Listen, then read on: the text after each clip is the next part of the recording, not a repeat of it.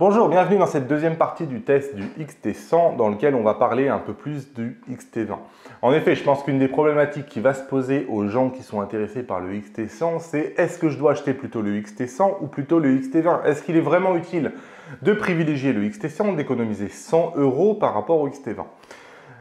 On va essayer de répondre à cette question-là. Comme vous pouvez voir, déjà, on peut s'apercevoir qu'ils sont très proches. C'est-à-dire que quelqu'un qui n'y connaîtrait absolument rien dirait que c'est les mêmes. Alors qu'on va le voir, leur philosophie est un peu différente. À mon sens, le XT100 est vraiment orienté grand public, là où le XT20 est orienté sur quand même une ergonomie un peu plus experte. La première des différences, c'est que vous n'avez pas le sélecteur de mode autofocus que vous avez sur le XT20, vous ne l'avez pas sur le XT100. La molette qui est ici à l'avant sur le XT20, vous ne l'avez pas sur le XT100. Donc ça, c'est les premières différences, j'ai envie de dire, évidentes. Au niveau des molettes, ici, on pourrait croire que c'est la même chose. Et en fait, on va se rendre compte rapidement que certes, on a les mêmes nombres de molettes, mais elles ne font pas du tout la même chose.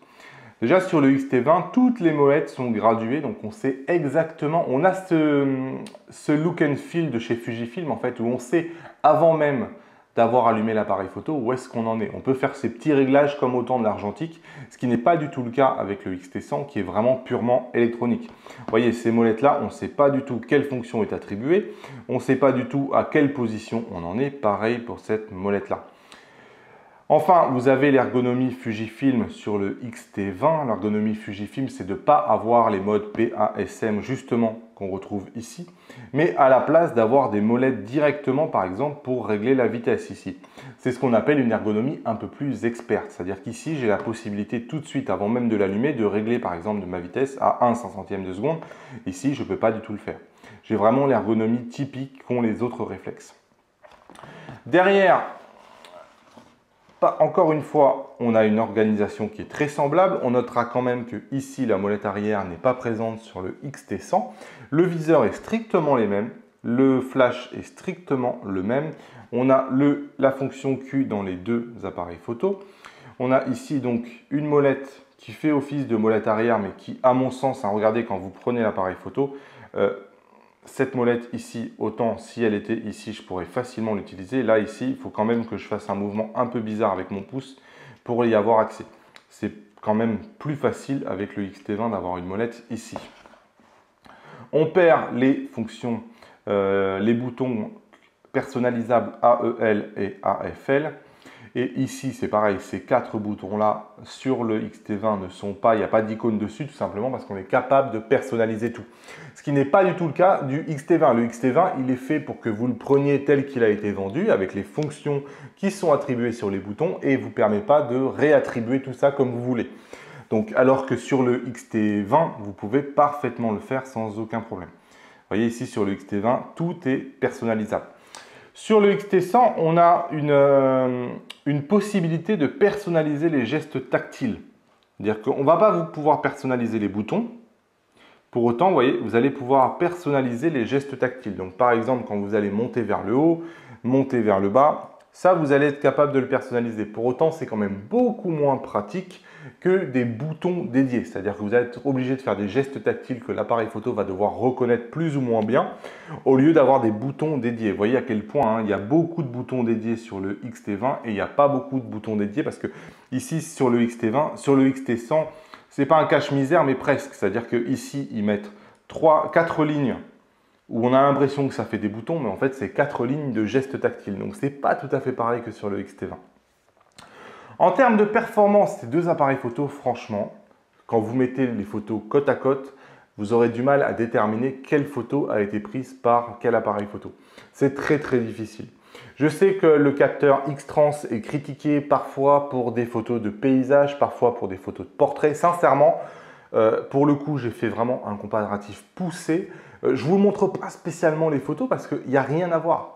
Dans le sens où s'il y avait quelque chose à voir et des différences notables, je vous les montrerai. Ici, sincèrement, on se rend compte que le capteur X-Trans, il n'est vraiment pas si mauvais que ça en paysage et que tous les mauvais procès qu'on lui fait sont, à mon sens, un peu exagérés.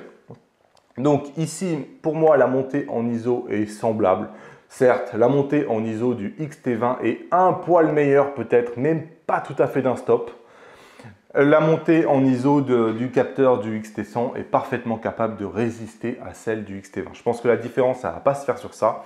La différence, elle va se faire ici sur le XT20 qui est capable de retourner complètement son écran, chose que n'est pas du tout capable de faire le XT20. La différence, elle va se faire sur une ergonomie qui n'est pas la même entre les deux appareils photo. Si vous aimez personnaliser les boutons, si vous aimez personnaliser les boutons, si vous aimez par exemple changer la vitesse directement avec cette molette de vitesse, c'est pas la même chose. De même, ils ne sont pas construits de la même façon. Ici, vous avez du magnésium et ici, vous avez de l'alu et du plastique.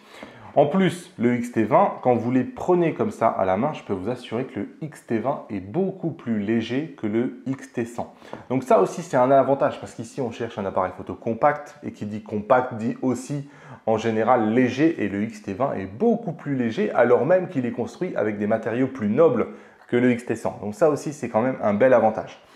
En termes d'autofocus, le XT20 est bien meilleur que le XT100. Attention, je ne dis pas que le XT100 est pas bon. Le XT100 est un super appareil photo d'entrée de gamme, là où pour moi le XT20 est un appareil photo haut de gamme. Donc la différence, elle se fait là-dessus. Certes, ici, vous allez être capable d'enchaîner 100 photos lorsque vous prenez une rafale. Ici, vous allez être capable d'enchaîner 25 photos. Donc là aussi, la différence, elle est nette entre les deux appareils photo. Les deux vont être capables de faire des belles rafales, mais ici, vous avez une capacité de faire une rafale 4 fois plus longue que ici. De plus, l'autofocus du XT20 va suivre bien mieux que l'autofocus du XT100 qui n'est pas non plus un foudre de guerre. Il n'est pas là du tout pour faire de la photo de sport, là où le XT20 sera parfaitement capable de faire ce genre d'exercice. De manière générale, quand on va utiliser les deux, on va sentir que le XT20 est toujours plus rapide que le XT100.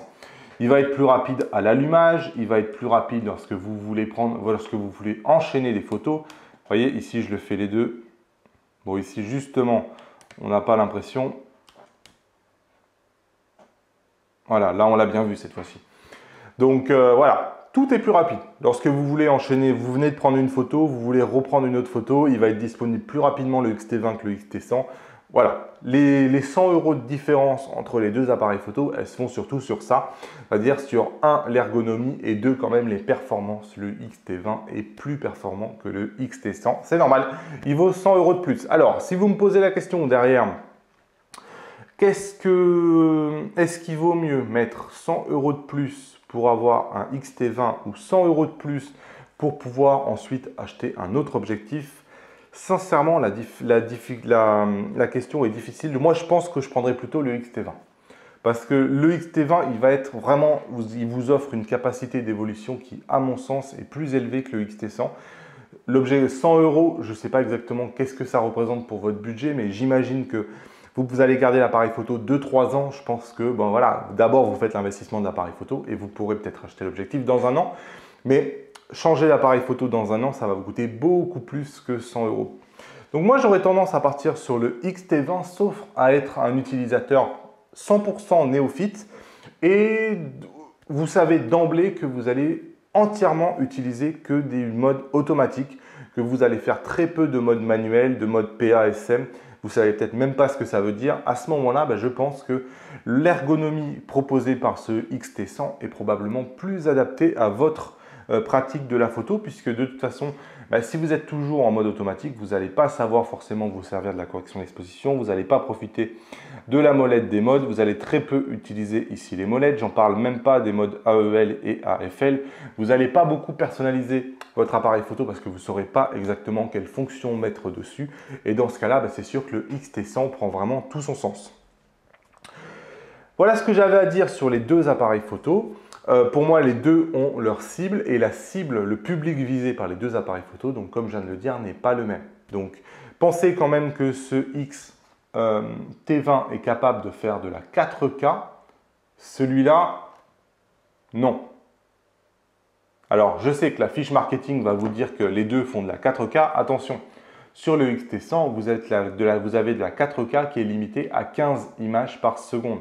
15 images par seconde, ça veut dire que vous allez voir un effet de saccadé lorsque vous allez prendre les vidéos. C'est-à-dire que ce n'est pas suffisant. Donc c'est de la 4K marketing, donc faites comme si elle n'existait pas. C'est-à-dire que le XT100 est fait pour prendre des vidéos en 1080p, là où le XT20 est vraiment capable de prendre de la vraie 4K dans lequel vous ne verrez pas cet effet saccade que produit ce XT100.